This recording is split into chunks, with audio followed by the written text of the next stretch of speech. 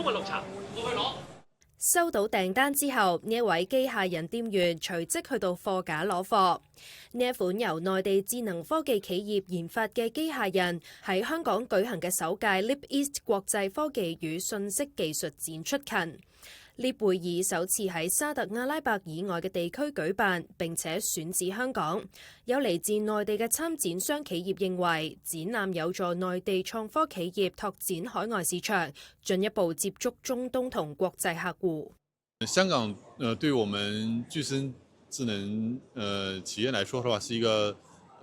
有利於出口的一個非常重要的一個平台或者一個窗口。因為 Leap East 是中東最大的科技展，是首年在香港落地，所以我們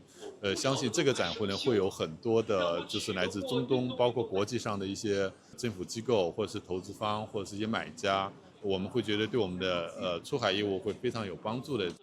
Leap East 未來3年將會繼續落戶香港。文文表示，呢一個對企業開拓海外業務係難得嘅機會，公司亦都計劃繼續參展，把握平台帶嚟嘅合作機遇。展覽唔單止為內地企業提供出海窗口，亦都為初創公司帶嚟曝光機會。